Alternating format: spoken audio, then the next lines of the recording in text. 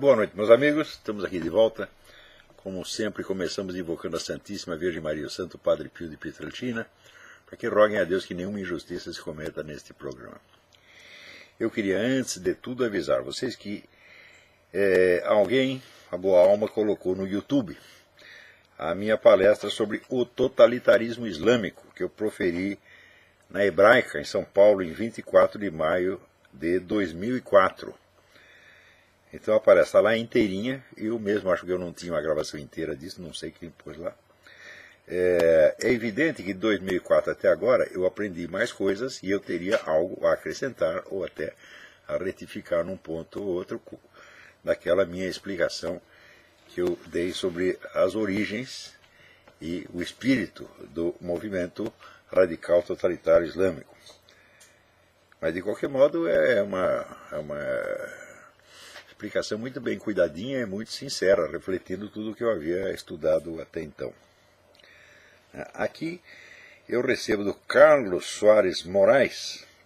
É só procurar no YouTube, você põe assim, Olavo de Carvalho, palestra O Totalitarismo Islâmico, entre aspas, daí parênteses, hebraica. Mas acho que se botar só o totalismo islâmico você já acha. Eu não vou dar um endereço aqui para você que está cheio de x, v, pt, w, raiz quadrada, menos integral de 2, etc. O endereço é muito complicado.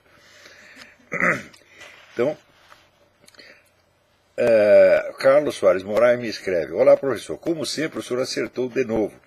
O mensalão foi apenas um peido cívico. Se esse processo tivesse representado realmente alguma coisa significativa nos brasileiros, não teríamos eleito o senhor Haddad. Mas é a coisa mais óbvia do mundo, né? Quer dizer, quem disse que no Brasil você desmoralizar um político de um partido respinga sobre os outros políticos do mesmo partido? Não respinga. Não respinga porque o eleitor brasileiro ele vota em pessoas isoladas e vota a esmo.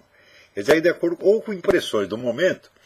Só tem três tipos de eleitor no Brasil. Tem o eleitor ideológico de carteirinha, que é 8%, 9% que são militantes do PT, ou do PSOL, ou do PSTU, votam sempre no seu partido. Tem os eleitores de interesse, que é a turminha do Bolsa Família, Fome Zero, etc., que estão lá esperando, né, as moedinhas e vota no seu doutor que eles prometeu, né, pagar um cachorro quente para eles no fim de semana. Me lembra a história que o meu amigo Ronaldo Alves contava, um político do Rio de Janeiro, não vou dizer o nome. Vou dizer logo, Cândido Mendes, né? Já era cabo eleitoral do Cândido Mendes, e o Cândido Mendes falou: arruma os caras da favela aí para votar em mim, para me ouvir falar e tal, né? Daí o Ronaldo disse: mal, doutor, assim, só precisa prometer alguma coisa, precisa dar um cachorro quente, uma Coca-Cola.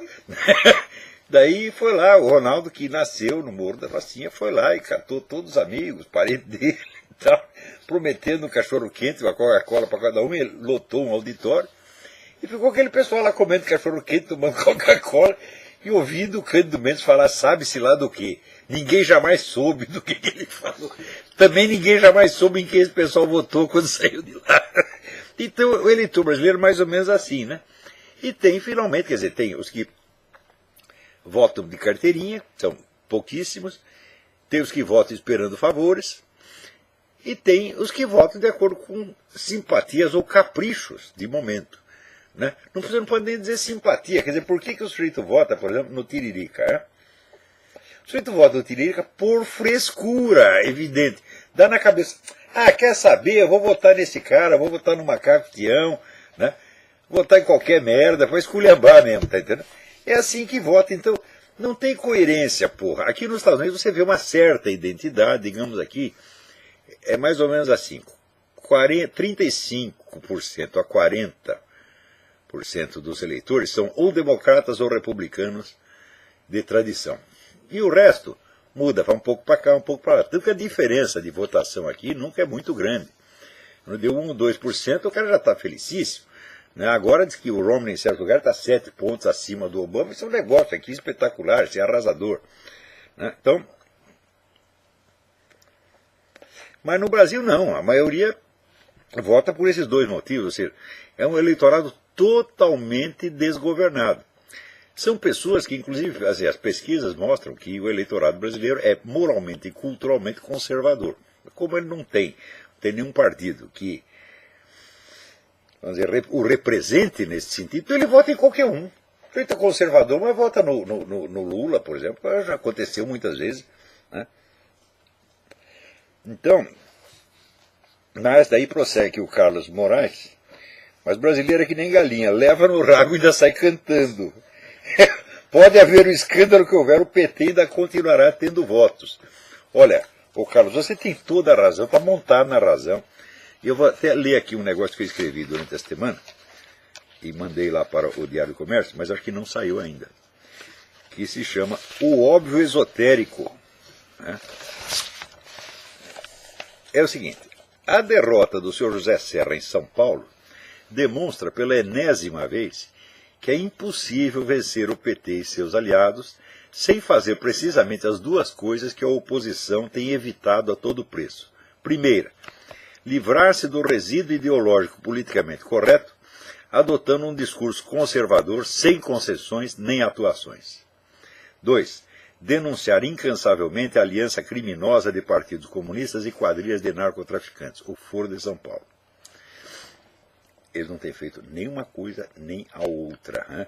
Eu lembro que esse negócio de Foro São Paulo, na outra eleição, não a última, eleição presidencial, eu juntei uma documentação deste tamanho sobre o Foro de São Paulo, estava tudo lá, contado, pesado, medido, confessado, as coisas mais cínicas do mundo, estava tudo lá.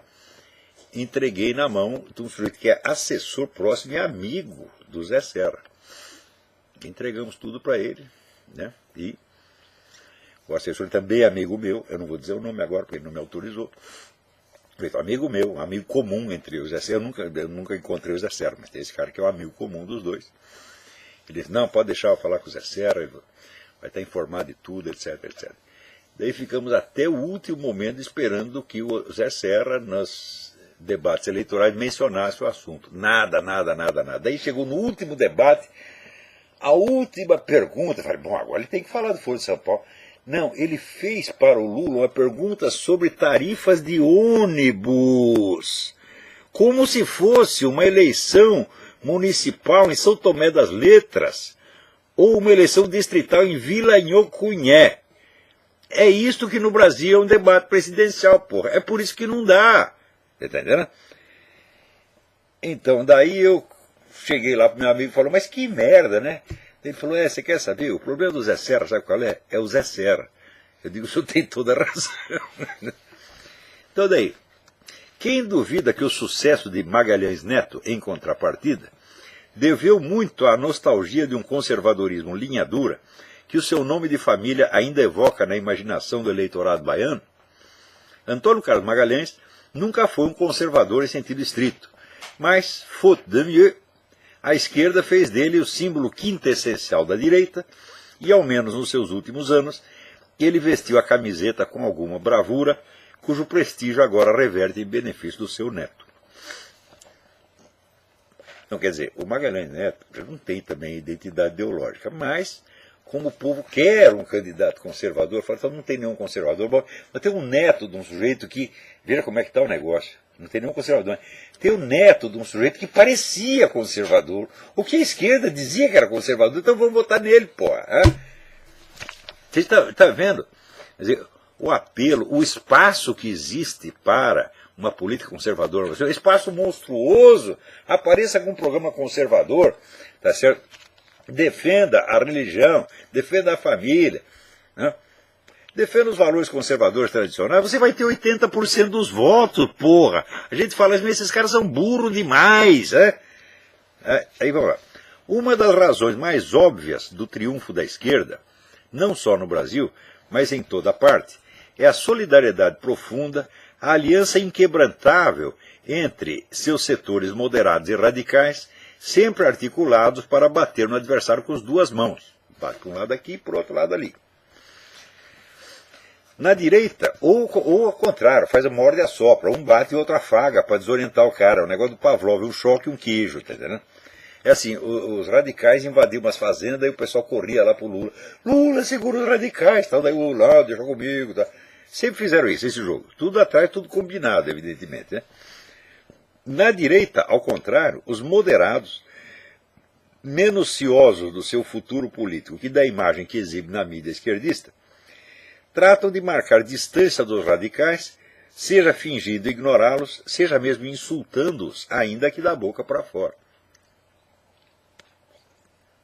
Então, o motivo disso é muito simples, na verdade. Toda a classe política brasileira só tem dois tipos de pessoas. Aquelas que sobraram dos tempos da luta contra a ditadura, entre aspas, né? Que era o pessoal do PMDB, que era o partido majoritário, etc. Então veio com essa tradição de antidireitismo, né? E a outra parte é o pessoal que surgiu depois e que não está sabendo de coisa nenhuma. Então é isso que é a classe política brasileira. Então é evidente que você esperar que essas pessoas se definam ideologicamente, que se definam até como os conservadores, é impossível.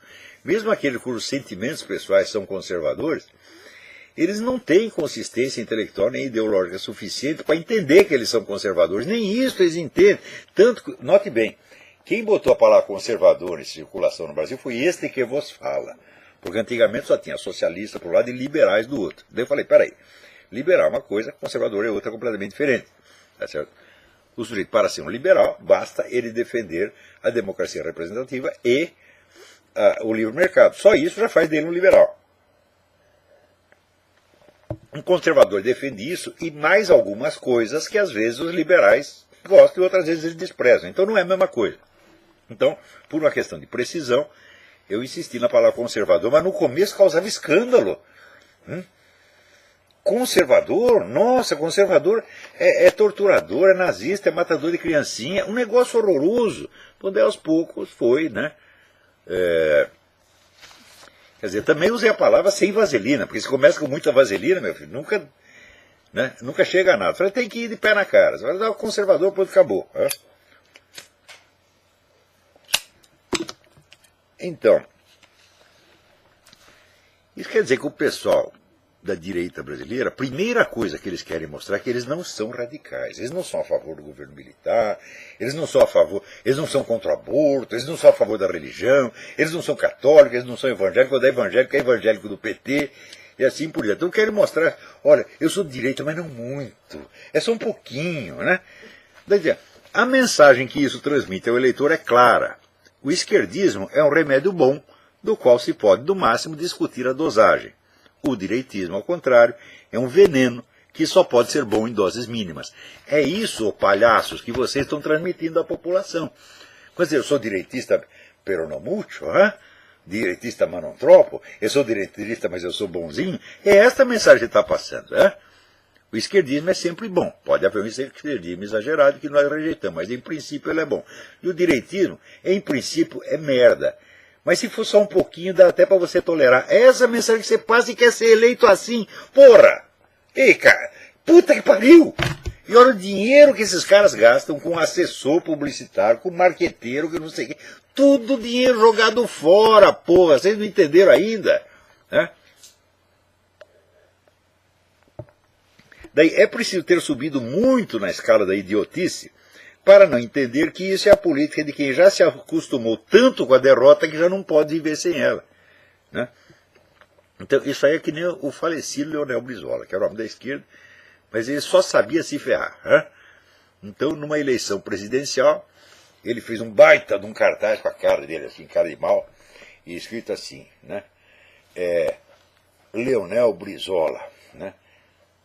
Oposição sem conchavo, uma coisa assim, oposição sem negociação. O cartaz funcionou tanto que ele ficou na oposição, ele não foi eleito. Ele está pedindo para ficar na oposição, ficou. Agora, eu pergunto, quanto ele pagou para fazer aquela merda daquele cartaz? Que eu, na primeira ali, falei, esse cara não vai ter 10 votos com um cartaz desse. Né?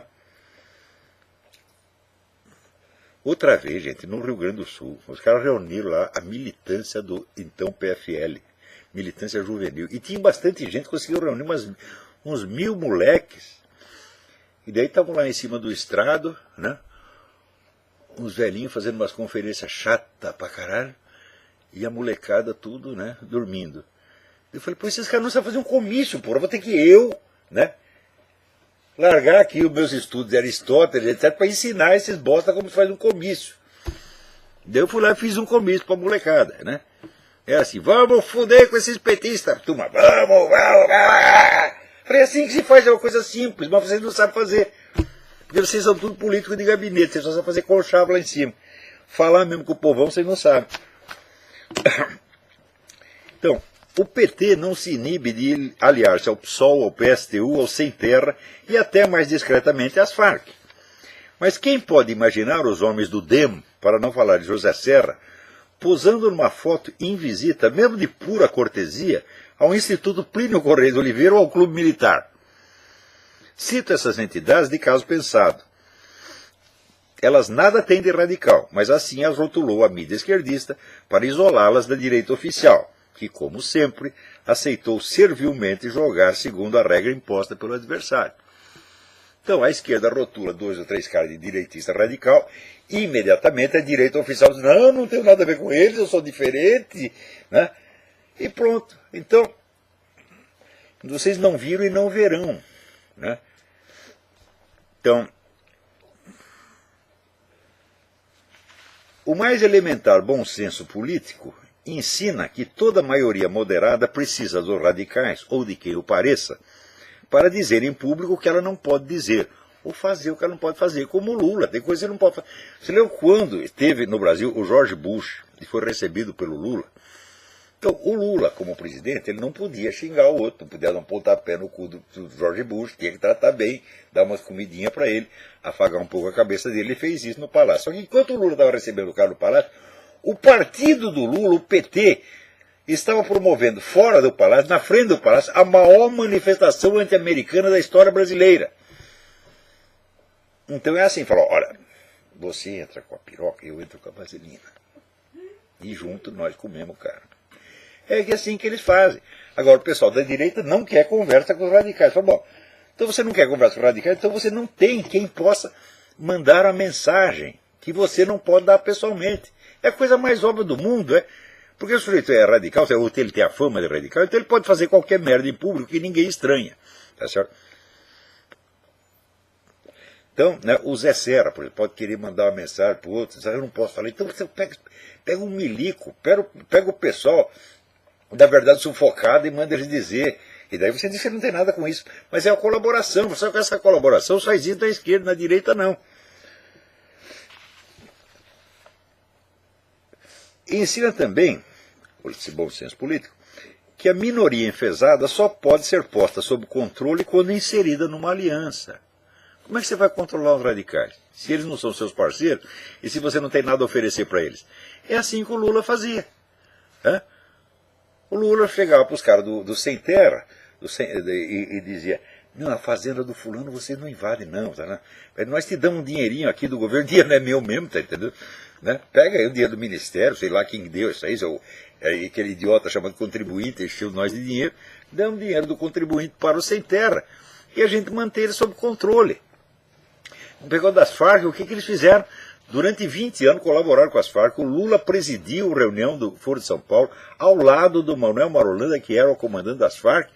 Daí, quando o negócio vazou e começou a falar, graças a este que vos fala, e mais meia dúzia, graças a Salgueiro e Torre de Pau, né? Daí começou a pegar mal. Daí o que fez? Eles fizeram a reunião do Foro de São Paulo, em São Paulo, no Brasil, não sei se foi São Paulo, onde foi a última. Foi a cidade do Brasil.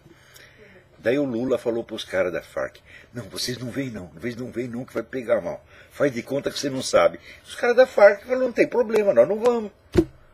Nós não queremos foder com o nosso aliado. Se a nossa presença está dando na vista, nós discretamente sumimos. Na próxima nós voltamos. E aproveita e já escorrega um dinheirinho, já afaga, né, a cabeça deles, dá um empreguinho para a mulher do Oliveira Medina e assim por diante, e fica tudo certo.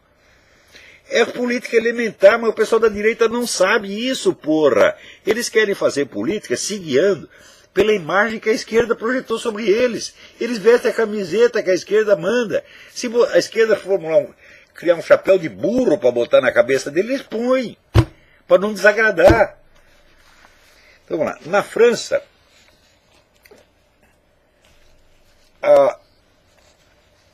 a vitória da esquerda, o tal do Hollande, François Hollande, teve como causa principal ou única a impossibilidade de um diálogo entre a direita gaullista e o Front Nacional da Marine Le Pen. Se tivesse esse aliado, dava 60% dos votos. Ah, mas não pode, né?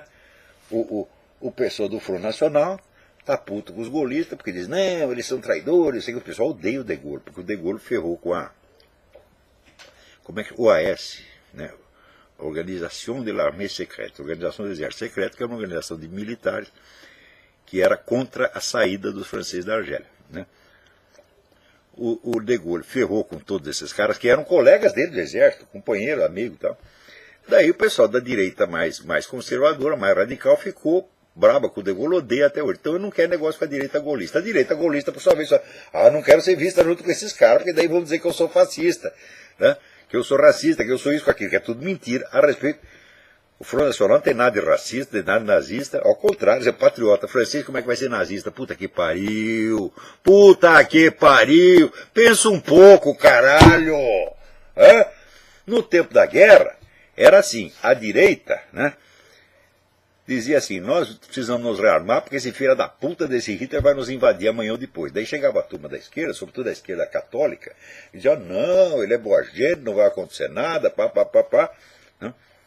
E depois que veio o pacto Ribbentrop-Molotov, aí é que ninguém mais podia falar mal do Hitler na esquerda, né? E o pessoal da direita dizendo, porra, ele vai nos invadir, lá vem a piroca germânica aí, pô, e veio. Daí depois, o que aconteceu? A turma da direita organizou a resistência. Tem que estudar a história da resistência. Não tinha um puto de um comunista na resistência durante os 3 primeiros anos. Né? Daí, quando começou a reação, os aliados começaram a ferrar com os alemães e tal. Daí os comunistas falaram, bom, acho melhor a gente embarcar nesse negócio de resistência para depois não pegar mal, não dizer que nós não fizemos nada. Daí eles entraram, tomaram a resistência, fizeram propaganda mundial. Para cada feito comunista na resistência aparecia 1000 livros, 1000 peças de teatro, 1000 filmes, Ernest Hemingway, né? Puta que pariu, todo mundo puxando o saco dos comunistas na resistência. E, enfim, eles usurparam os frutos do trabalho dos outros, né? E agora ficam posando como se fossem os grandes antifascistas, e chamam de fascista a direita nacionalista patriótica francesa. Ah, vai pra puta que pariu, porra. É preciso ter saco para aguentar essa gente. Né? Saiu até agora um livro, Jean-Yves Adeline, A Direita Impossível, um livro pequenininho, mas muito lúcido, e ele diz exatamente, ele dá o diagnóstico exatamente como está aqui. Nos Estados Unidos, em 2008, John McCain jamais teria perdido a eleição se não houvesse caprichado tanto naquele bom mocismo centralista que os conservadores abominam. Quer dizer, ele queria parecer tão bom menino que não podia falar nada contra o Obama, na verdade. Né? Então, o que aconteceu? O pessoal da direita, os conservadores, ficaram com preguiça de votar no John McCain. Falaram, eu não vou sair da minha casa para votar num sujeito inócuo, um bosta humano, tá entendendo? Aí não votaram, e o resultado, o Obama ganhou. E no Brasil, o senhor José Serra teria tido uma carreira mais brilhante se atirasse à lata de lixo da história um passado esquerdista que, quanto mais ostentado, mais honra e eleva a imagem dos seus inimigos. Desculpe-me por insistir no óbvio, mas nesse país o óbvio vai se tornando cada vez mais um segredo esotérico, só acessível a um círculo de iniciados. Num campeonato de esquerdismo, vence por definição o mais esquerdista. Você vai fazer campeonato de esquerdismo com o Che Guevara, tá lá. Daí você fala, não, eu sou da esquerda. Quem que o pessoal vai escolher? O Che Guevara, porra. O eleitorado brasileiro é maciçamente conservador, mas não tendo quem o represente na política, acaba votando a esmo, conforme simpatias de momento ou interesses de ocasião, que no fim o tornam tão corrupto, ao menos psicologicamente, quanto os políticos que ele despreza. O voto interesseiro vai necessariamente para quem está no poder, para quem controla a usina de favores. A oposição, que não tem favores para sair distribuindo, não tem dinheiro, você está na oposição, o dinheiro público não está na sua mão. Então você não pode ficar distribuindo favor. Então essa política de oportunismo, troca de favor, para você não serve. Né? Porque é tudo hipotético. Você diz, se eu subir lá, eu te ajudo. Falo, não, mas o outro já está lá e já está me ajudando. Então se você entra nessa competição de oportunismo, você já perdeu. Então, a oposição teria tudo a ganhar se contrapusesse a esse estado de coisas um discurso ideologicamente carregado, restaurando o senso da política como conflito de valores em vez de mera disputa de cargos. mas ela não vai fazer isso. Há tempos ela já se persuadiu de que acumular derrotas é mais confortável do que fazer um exame de consciência. E olha aqui, o primeiro que eu acuso disso é o próprio Zé Serra. Ele teve todas as chances do mundo, né? Mas insistindo em mostrar, olha como eu sou parecido com eles, quando na verdade você não é, o que aconteceu? Você se ferra. Você quer mostrar que você é esquerdista? O Haddad é mais. É demais. O Haddad, a turma dele está no governo, tem favores para distribuir, você não tem nada, você tem só uma hipótese futura. Então assim não vai, porra. Né? Quer dizer, é uma coisa assim, eu quando eu escrevi isso, vocês não imaginam, esse artigo até está mais curto do que os outros, vocês não imaginam o trabalho que eu tive para escrever isso aqui. Né? Por quê? Porque eu já disse essas coisas tantas vezes, eu já expliquei o óbvio tantas vezes, de tantas maneiras diferentes. Né? Eu desenhei, eu esculpi, eu construí a maquete, eu dancei chachado para mostrar para eles, usei de todos os recursos possíveis. E os filhos das putas não entendem. Então agora, quando eu penso nesse assunto, eu só tenho vontade de escrever uma coisa: vai tomar no cu. Hã? Então eu vou. Qualquer um fazer um artigo vai ser: vai tomar no cu, vai tomar no cu, vai tomar no cu, vai tomar no cu, vai tomar no cu, até a última linha. Hã? É só o que eu tenho vontade de escrever. Para escrever alguma coisa educadamente, você não imagina o trabalho que isso me dá, a dor que me dá no coração ter que escrever um artigo educado a respeito de coisa que eu já expliquei, tudo quanto é maneira. Né? Puta que pariu. Agora, um negócio que vocês não podem perder, não podem perder. Tem uma entrevista que está no programa do Glenn Beck, com o pai do Tyrone Woods, daquele marinheiro, SEAL, né, que morreu lá na embaixada em Benghazi, Líbia. Ele não tinha nada a ver com a história, ele não era da parte de segurança, ele estava apenas visitando, mas na hora deu aquela encrenca, ele decidiu defender o que podia e morreu nessa brincadeira. Daí o Glenn Beck entrevista o pai dele, e o pai, ele diz o seguinte: olha, eu fui advogado muito tempo, juiz de direito muito tempo, e a minha profissão consistia essencialmente em descobrir quem está mentindo e quem está dizendo a verdade. Essa é a função do juiz. Então eu tenho uma prática nisso. Então aconteceu o seguinte: quando veio na homenagem póstuma ao meu filho e outras vítimas, apareceu lá o senhor Obama, dona Hillary Clinton e o senhor Joe Biden. O Obama, então, ele disse as palavras convencionais, mas você via na cara e no tom de voz que ele não estava triste, ele não estava arrependido de ter cometido algum erro, ele não tinha remorso nenhum, nada, nada, nada, nada. Depois veio a dona Hillary Clinton, usou também as palavras convencionais, mas em seguida ela disse a seguinte frase: o senhor pode estar certo que nós vamos fazer tudo para punir o autor daquele filminho. Daí dizer, naquele instante eu percebi que era tudo uma farsa, porque nós sabíamos, todo mundo sabia que o filminho não tinha nada a ver com a história, que era atentado terrorista. Ela veio com essa história de filminho para cima de mim, que sou pai do homem que morreu lá defendendo, né, cumprindo um dever que era do governo americano, porra. Né? Daí chega o Joe Biden, também usa aquelas palavras, mas em seguida faz a seguinte piada horrorosa. Diz o seguinte: seu filho sempre teve as bolas do tamanho de uma bola de bilhar? Mas isso é coisa que se fala para um pai no enterro do filho, porra. Aí é o que tem que dizer: toma no seu cu, né? Quer dizer, o tamanho da bola, não sei, mas uma piroca desse tamanho para pôr no seu cu, eu tenho, tá certo? É o que eu teria respondido, mas o homem não, o homem é muito educado, ele fala, né? Você vê que ele não tem ódio na voz, não tem ressentimento, tem nada, ele está simplesmente falando a coisa sincera. Não deixe de ouvir essa gravação, porque é uma coisa comovente. Agora que alguém me manda um negócio que saiu na Agência Estado, que opiniões contrárias ao catolicismo, dadas em sala de aula por um professor da Pontifícia Universidade Católica do Paraná, onde eu lecionei, tem provocado polêmica entre os docentes da instituição. A polêmica começou depois que uma carta de um aluno seminarista que não se identificou foi publicada num blog religioso. No texto, o autor acusa o professor de filosofia, Francisco Verardi Boca, de dizer blasfêmias e desrespeitar os dogmas da igreja. O professor teria dito que a Eucaristia é um baseado, que o padre vai passando em uma irmã. Baseado, meu filho, com todo respeito, baseado é o cu da sua mãe, que vai passando de mão em mão. Hã? Ah, fui desrespeitoso. Quer dizer, ele pode dizer isso da igreja católica, eu não posso dizer isso das mães dele que eu nem conheço? Toma no seu cu, filha da puta. É assim que a gente tem que responder esses caras. Hã? Não vem pedir que eu te respeite quando você desrespeita a minha igreja, certo? E desrespeita o próprio nosso Senhor Jesus Cristo. Não te respeito não, você é um bosta. Hã? Agora ele disse, esse Papa é tão ruim que nem Deus gosta dele. Falei, bom, isso é até possível. Isso aqui não tem blasfêmia nenhuma, é uma coisa que é um direito que todo católico tem de ter uma opinião negativa do Papa. Você lê lá na Divina Comédia, Dante botou 6 papas no inferno. Não foi um nem dois, 6, lá no fundo do inferno. Então, não tem problema nenhum falar mal do Papa, meu filho. Agora, o que você falou aqui da Eucaristia, vai pra puta que pariu, porra. Agora, o cara, você quer falar isso? Bom, não devia falar, ninguém devia falar isso, mas já que vai falar, não espere que a Igreja Católica pague o seu salário para você falar isso. Quer dizer, o sujeito ele tem um emprego numa universidade católica e vai lá para fazer isso? A pessoa arruma um emprego no PT para fazer propaganda contra o Lula, contra a Dilma. A puta que pariu, isso é estelionato, meu Deus do céu. Quer dizer, uma pessoa dessa não merece respeito nenhum. Não é para que discutir as convicções dele. Fala, não, meu filho. Tá certo? O que você está fazendo é uma fraude.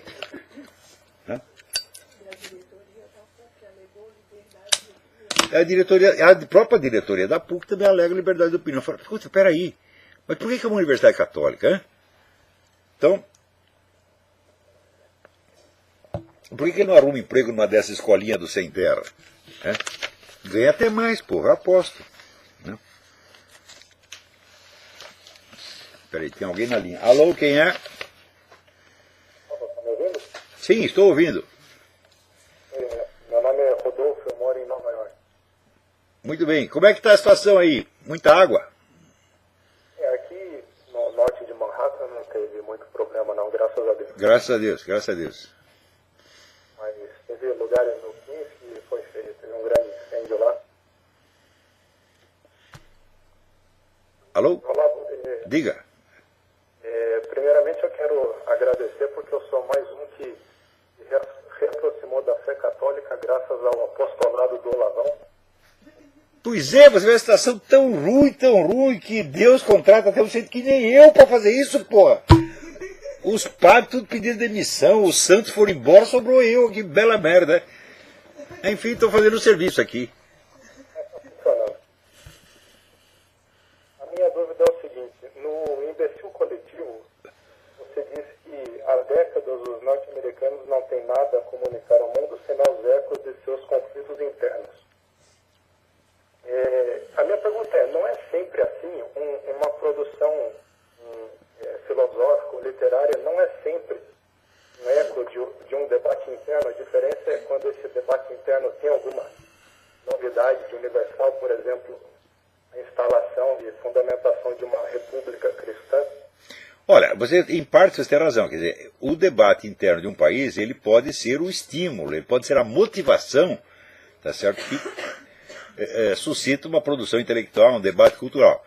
Mas o debate cultural não pode ficar limitado, o horizonte dele não pode ficar limitado ao aspecto nacional. Você tem que tentar ver as coisas num plano mais universal. E isso, eu vou dizer para você, para os americanos, mesmo cultos, é difícil. É muito difícil eles tentarem ver as coisas com os olhos de outros povos. Eles conseguem entender outros povos, mas só desde o ponto de vista americano. Como se assim, os Estados Unidos são a norma e os outros são a variação. Mas acontece que do ponto de vista dos outros, eles é que são a norma, os Estados Unidos é que são a variação. Isso é difícil dos caras verem. Então, o resultado, os americanos acabam culpando a si mesmos de tudo que acontece de mal no mundo, porque eles se veem como os únicos agentes e os outros são apenas pacientes, são sombras que se agitam, é a sombra deles. Quando não é, o outro também é uma força ativa, o outro também tem cabeça, também raciocina, tá certo? Então, isso aí criou uma limitação muito séria. Olha, o debate cultural americano, cultura política, é muito rico, mas ele é muito americano demais. Por exemplo, para um sujeito entender, né, um conservador entender que a culpa de muita coisa que aconteceu aqui não é de americano nenhum, mas é da KGB, é difícil. Ele não consegue acreditar que a KGB age, porque para ele só o americano age. Então lança a culpa na esquerda local. Quando você vai ver, tinha agente da KGB até no banheiro do Franklin Roosevelt, até na cama do Clinton, está entendendo? E a KGB é poderosa, ela é mais poderosa do que a elite financeira aqui. A KGB tem muito mais dinheiro do que os Rockefeller, porra.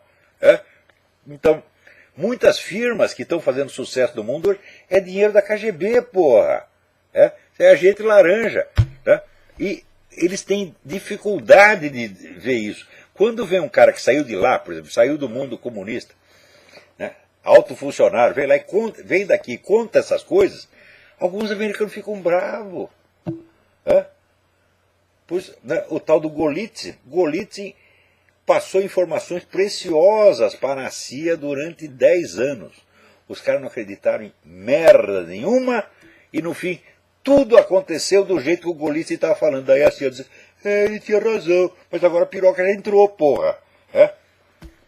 Então há um certo provincianismo diplomático, por assim dizer, na elite americana. Né? Diga. Você acha que tem algum país ou região do mundo cuja produção literária e filosófica vale a pena acompanhar mais de perto? Olha, os franceses sempre foram abertos. Né? E hoje, se você vê o debate político na França hoje, é uma coisa apaixonante, porque eles estão descobrindo tudo. Né? E você vê, e lá o movimento editorial não tem preconceito. Eles editam o cara da esquerda como editam o cara da direita, porra, igualzinho, como sempre foi. Né? Então, se você quer saber, os franceses ainda são mais inteligentes que os americanos. Né? Então, acabei de citar o livro Jean-Yves Adeline, A Direita Impossível. Tá certo? Procura ler. Philippe Nemo, Nemo, né? La belle mort de l'athéisme contemporain. A bela morte do ateísmo moderno. Né? Contemporâneo. Tem muitos livros. Robert Millet. Né? Procura Robert Millet, M-I-L-L-E-T. Né? Tem muitos autores interessantes na direita francesa que escapam das limitações mentais do que eles chamavam a nova direita dos anos 60, que era o Benoît, Alain de Benoît. Alain de Benoît era uma esquerda científica, darwinista, racionalista, etc. Fez muito sucesso e hoje está de mãozinha dada com Alexandre Dugin. Né? São os parceiros franceses do Alexandre Dugin. Então, depois desse, que era uma bela merda, apareceu uma direita mais esclarecida na França, gente muito inteligente. E os livros deles são debatidos. A coisa não é sufocada, não. Então, o movimento cultural na França, quantitativamente, não pode ser do tamanho do americano, porque aqui o negócio é dimensões oceânicas. Você vê, uma campanha eleitoral aqui provoca uma produção literária que eu não sou capaz de acompanhar.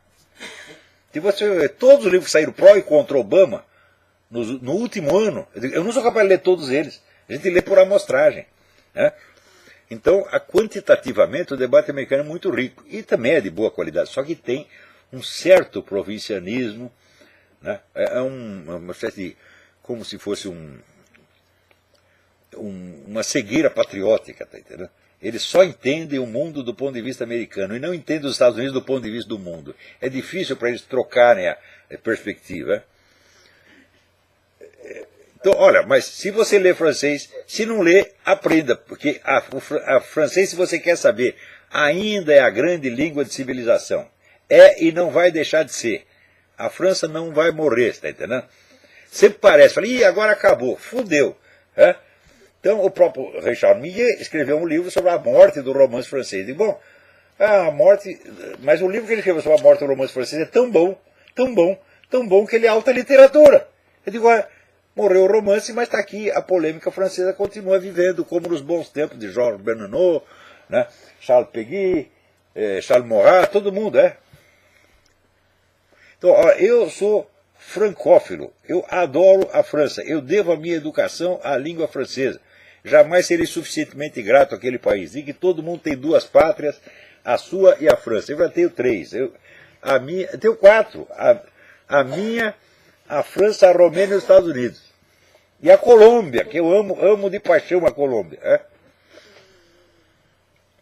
Então eu não sou uma pátrida, eu sou multipátrida.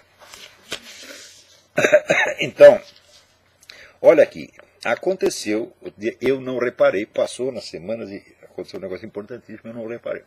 O Obama tinha feito, no dia do Ano Novo, ele fez um decreto que dá a ele a autoridade para ele prender qualquer cidadão americano que ele considere suspeito e mantê-lo preso indefinidamente, sem processo e sem habeas corpus.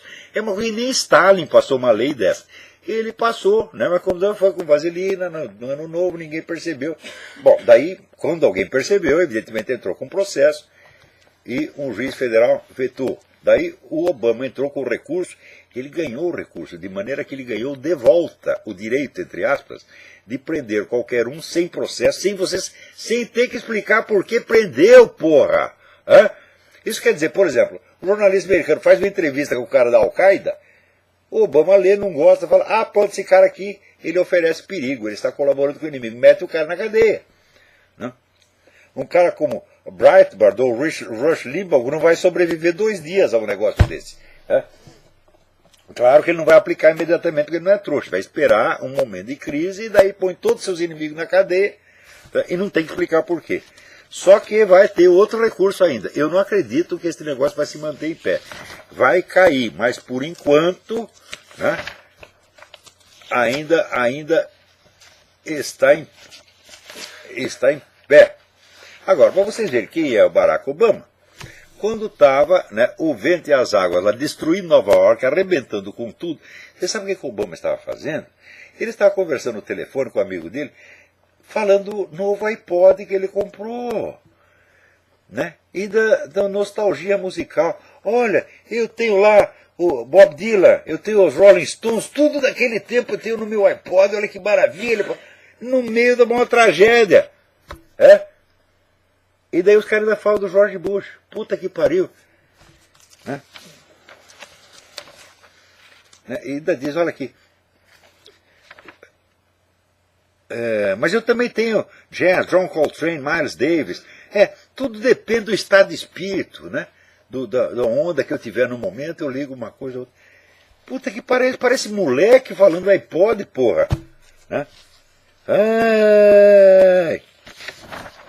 Agora, o negócio de Benghazi, agora não tem mais como esconder, virou a mancha de batom na cueca, porque agora já vazaram os e-mails que os caras passaram, já se sabe toda a história, sabe-se até que o próprio embaixador, né, o Stevens, ele estava lá, fornecendo armas para a turma dos insurgentes, no qual está cheio de gente da Al-Qaeda. Então os caras deram arma para a Al-Qaeda vai lá, acabou com ele, porra. E daí depois, o que nós vamos fazer? Agora, por que inventaram essa história do filminho? Porque o governo sabe que está sujo, ele sabe que deu arma para o inimigo, como deu no caso do Fast and Furious, mesma coisa. Quer dizer, um ato de altíssima traição. Então, agora até já apareceu na televisão, né, um general dizendo, não, esses caras eles simplesmente nos enganaram a todos com essa história do filminho. Né? E aí vai. Agora falar enganar a todos, está aqui o Leonardo Boff, porra. Né? Devemos reinterpretar o cristianismo, a Bíblia toda, para ajudar a Mãe Terra que está sendo crucificada. Eu disse, peraí, a Mãe Terra é esférica, não tem como crucificar, não tem braço, tem pé. Tá certo? Que merda é essa, porra? Como é que você vai crucificar o planeta? Do que se trata, hein? Quer dizer, que culto idiota é esse da Mãe Terra? Né? Agora ele diz que ele é um ecoteólogo de matriz católica. Né? Puta que pariu. Ai, meu Deus, como é que se pode discutir seriamente uma coisa dessa? Ai. Agora, falando nesse negócio de igreja, né?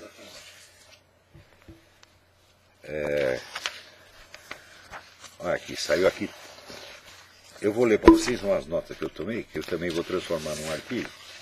Peraí, cadê? Epa, fudeu. Não, tá aqui, eu tenho aqui no computador. Porque tem no Brasil agora a tradução do livro Concílio Vaticano II, uma história jamais escrita, do historiador italiano Roberto De Mattei, que eu tinha lido antes de sair. Né? Eu tinha lido aqui, é esse livro aqui. Eu não tenho a edição brasileira que saiu pela Vida Editorial, que é editor dos meus próprios livros, meu amigo César Kim, e saiu já o Concílio Vaticano II, uma história jamais escrita, Roberto De Mattei. Então eu escrevi o seguinte, lendo esse tour de force historiográfico admirável, que é o Concílio Vaticano II, uma história jamais escrita, de Roberto De Mattei, chamaram-me a atenção 2 séries de fenômenos que se repetiram ao longo de todo o concílio, ao ponto de marcar para sempre a sua fisionomia no quadro da história das ideias no século XX. Isto é importantíssimo, porque toda a situação atual nasce aí do Concílio Vaticano. Quem não estudar o que aconteceu no Concílio Vaticano II não entende o que acontece hoje.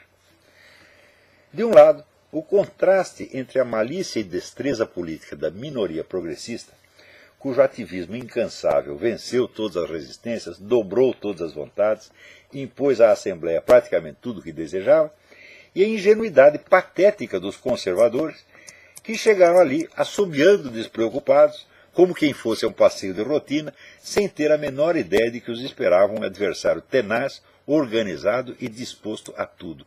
É um negócio realmente patético. Quando os caras começaram a falar, não, nós precisamos nos reunir, precisamos discutir o que nós vamos fazer, tá? Já era tarde, é? A maioria do episcopado, inclusive nas altas esferas do Vaticano, acreditava piamente que o modernismo teológico, condenado nos sílabos de Pio IX em 1864, estava morto e enterrado inapelavelmente. O concílio mostrou que ele estava se fazendo de defunto para assaltar o coveiro. Renovadas, maquiadas, camufladas sob 1000 aparências desnorteantes, patrocinadas no fim das contas pelos próprios papas que teriam a obrigação de defender contra elas a doutrina tradicional da Igreja, as teses modernistas reapareceram ali como uma força avassaladora, reduzindo seus oponentes àquele estado de estupor paralisante, de indignação impotente, que a Bíblia descreve como escândalo. Mas esse fenômeno, por mais chocante, não foi propriamente uma novidade. Ele apenas reencenou em escala eclesial o crônico triunfalismo suicida dos conservadores em geral, não só religiosos, que universalmente confundem a teoria com a prática, a superioridade abstrata com a supremacia de fato, e, porque provaram a absurdidade das ideias do adversário, acreditam que com isso o removeram do cenário histórico, muitos se surpreendendo quando o bicho sai do túmulo com um sorriso de escárnio e os faz de otários pela enésima vez. Se a vida fosse um tratado de lógica, as ideias cretinas não teriam vez. Não existiriam revolucionários, demagogos insanos, inventores de sociedades paradisíacas que invariavelmente se transmutam no devido tempo em infernos sangrentos. Mas a vida não é nada disso.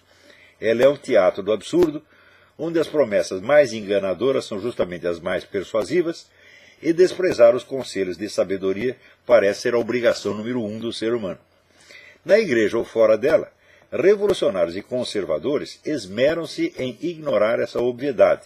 Os primeiros, buscando incansavelmente novos e mais sofisticados motivos para deixar-se seduzir pela serpente, os segundos, apostando que, deixada a si mesma, sem nenhuma necessidade de advertências especiais, desta vez, ao contrário de todas as anteriores, Eva rejeitará a maçã. O que mais me surpreendeu no panorama traçado com mão de mestre por Roberto de Mattei não foi, portanto, que essa tragicomédia de erro se repetisse uma vez mais. Foi, em vez disso, a pobreza intelectual, a rigidez mental dos debates, onde posições firmadas e consolidadas de antemão se confrontaram estaticamente, sem nenhuma interpenetração dialética nem fecundação mútua, reduzindo tudo, em última instância, a uma disputa política no sentido de Carl Schmitt, uma contagem de cabeças, quantos amigos e quantos inimigos. O Partido Progressista, é verdade, chegou ali armado de um instrumental dialético mais aprimorado e sutil, mas de uma dialética perversa, que, em vez de compreender em profundidade as intenções do adversário, buscava apenas macaquear-lhes as aparências para convertê-las capciosamente nos seus opostos, dando-se os ares inocentes de quem seguia a tradição, no mesmo instante em que tudo fazia para destruí-la. Em favor dos progressistas, deve-se reconhecer que descreviam acuradamente o estado de coisas na sociedade moderna, apenas conferindo-lhe indevidamente o valor e o status de uma fonte doutrinal, consagrando em lugar da revelação a autoridade do fato consumado. Por exemplo, o planeta está superpovoado, suprima-se a prioridade da procriação na doutrina católica do matrimônio. Os comunistas dominaram metade do mundo, passemos a afagá-los, esquecendo tudo que os papas falaram contra eles, e assim por diante. Quer dizer, cada situação de fato eles transformavam num princípio doutrinal. Agora, a situação de fato era verdadeira. Em face disso, o que fizeram os conservadores? Limitaram-se a repetir fielmente, mas mecanicamente, a doutrina de sempre, opondo-as às pretensões modernistas como se estivessem no mesmo plano, como se fossem programas antagônicos de partidos políticos. Não fizeram o mínimo esforço de absorver e transcender criativamente essas pretensões, de provar em ato a superioridade da doutrina tradicional pela sua força de explicar e compreender desde a raiz a realidade sociocultural da qual seus adversários se faziam meros bonecos de ventríloco e legitimadores acríticos. Em suma, a palavra concílio é a mesma coisa, a raiz de conciliar, quer dizer, é um lugar que serve para conciliar. Ora, se não existe uma interpenetração, uma fecundação mútua das ideias, então só é possível a conciliação no sentido retórico e político, quer dizer, exterior, um ajuste mecânico de forças meramente justapostas. Agora, a conciliação dialética, no sentido em que ensinava o bom e velho Aristóteles, é uma absorção e superação. Absorção, integração e superação. Quer dizer, você integra o que o outro está dizendo, você reconhece a parcela de verdade do que ele está dizendo, e trabalha, tá certo? E dá uma explicação mais profunda, que explica não só o problema, mas explica a própria versão que o outro está expondo. E daí você supera. Ora, a doutrina da igreja tem todos os elementos para fazer isso. É a doutrina do próprio Deus, meu Deus do céu, é de uma profundidade inesgotável. Será que com base nisso você não é capaz, né, de absorver a parcela de verdade que esses progressistas falaram e virar o negócio e puxar o tapete debaixo do pé dele? Não, não fizeram isso, ficava só. O que você está falando é contra a doutrina tradicional. Falou, como se o cara não soubesse. Né? Quer dizer, ficou aquele negócio estático. E, enfim, é um concílio onde não se conciliou nada. Só se conciliou do ponto de vista do conchavo. Fizeram algum conchavo para ajeitar um pouco aqui, cedendo um pouco. Mas não se... a verdadeira conciliação, como dizia Aristóteles, não é isto. Ela é absorção, integração e superação. De maneira que você derrota o outro, não fazendo simplesmente oposição mecânica face a face, mas engolindo o que ele disse e transcendendo. E a doutrina da igreja tem tudo para fazer isso. Meu Deus do céu! Se tu está com a doutrina divina na mão, será que tem alguma coisa no mundo que não dê para compreender desde a doutrina divina? Não, mas eles ficam só repetindo a doutrina, né, em vez de usá-la como instrumento para compreender o próprio fenômeno que está se passando dentro da sua frente. Então ficou aquele negócio estático, né? A desonestidade de um lado, a burrice do outro. E no fim, vamos dizer, um conjunto de rock, aquilo deu nisso, né? Então, aqui por hoje é só. Até a semana que vem. Muito obrigado. Não quero saber quanto falta. O programa acabou. Quem manda nesse programa sou eu. Até a semana que vem. Muito obrigado.